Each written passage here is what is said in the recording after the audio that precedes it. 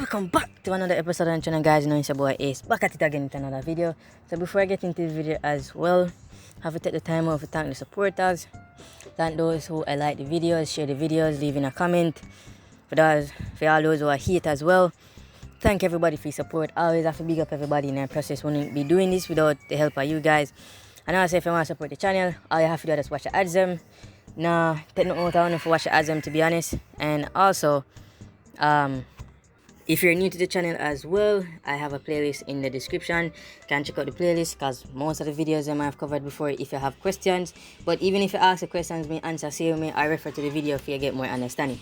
But anyway, let's get into the video. So, people I reach out to me and tell me to them in the process or them last process we probably go up in the March batch. Hopefully, I hope some of you guys actually go up in the March batch as well, because enough people have been waiting. Couple years graduate already or pass out, to be honest, so that good. So I'm just wait to see the rest of them go up in there. I'm here it's like next week Friday or so, but I'm not so sure yet, but some are here. But anyway, so what I want to talk about is what happens on the day going into training, because no people don't know about this and no people don't tell people this. So on the day of going into training, you see anything them tell us if you carry, make sure you have it, all your documentation, your ID, your passport, your TR, your NIS, all them things. I think you're probably supposed to have passport size pictures, I'm not so sure, and your birth certificate and your immunization card. Make sure you have everything before you come out the day. You say if you don't have everything, you more than likely you go get sent back home or the bus go miss you.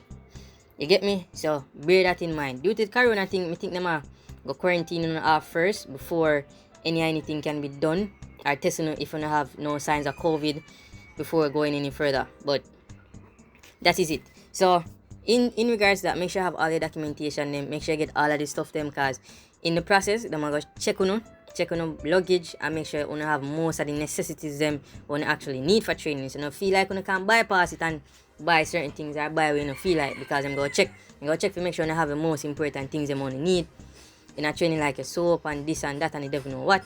But make sure you have all that. Make sure you have all the documentation, because this is why I preach say yo, look both the things first before you go apply, because you might never know what can happen.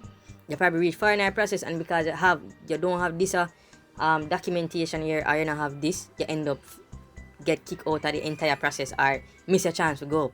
So never can be too careful. So as me always say, make sure you get the documentations them up as always, because JDF is not running away. JDF will always be here no matter what.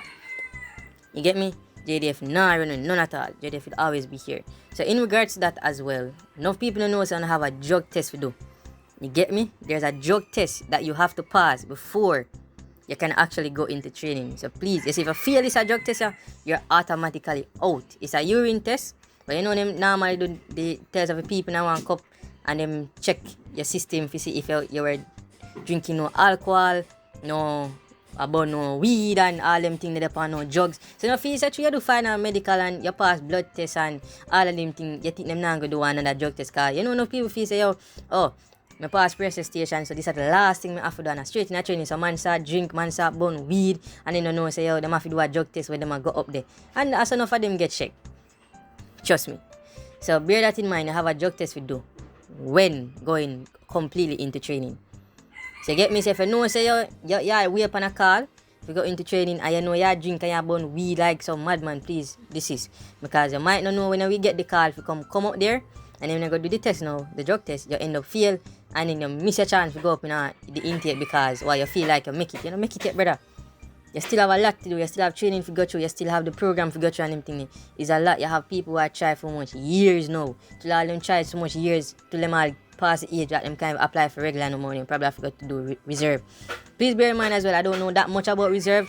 I don't know if you're actually recruiting for reserve. The best I can say is to call the JDF or to call the recruiting office and ask them if they are recruit for 3GR. Because as you might know, reserve soldier, you know, them not really in a high demand unless you say oh Ray, them actually need them. But other than that, but yeah, in regards to that as well, I'm brief on the sign other additional documentations as well. It's a long it's a seminar setting, and then brief about certain things and them talk to about certain things and the certain rules and regulation and what to expect while going into training, what what you should not do and what is expected of you and what you might them kind of dig down deeper in the JNSC program in the briefing thing in regards to how the program set up and what it when it came in, what it was supposed to do and them thing. So them kind of give you like more understanding. So that's why you see sometimes people when them probably not get through, then them cuss and say, oh, because of the JNSC program this and because of the JNSC program that and all them thing there. But bear in mind, if it majority of only even get fit step foot in the army, some of them still away too much years and want to all pass the age. So consider yourself fortunate. The JNSC program are giving many people a lot of opportunities and them thing there. I will speak about it because I go speak about the voice note business, so I will address that in that video. But in regards to the day going into training, make sure you have all your documentation. Them don't left nothing. Because early morning, and please, nobody not ask me about if them carry them phone, left your phone in your yard, left it with somebody who you know. Get me, left your phone, no carry no phone in there, because them catch you with phone, you're out of training. So that don't run them chances. If you have your phone, leave your phone with somebody. Leave your phone with your mother, your grandmother, your father, your friend, anybody who you know you can leave your phone with. Leave it with them. When I time for graduation, you tell them, you can't carry your phone and them things. But leave that. I have gotten so many questions from people asking me if them can have phone in it. Why would you want to have your phone in training?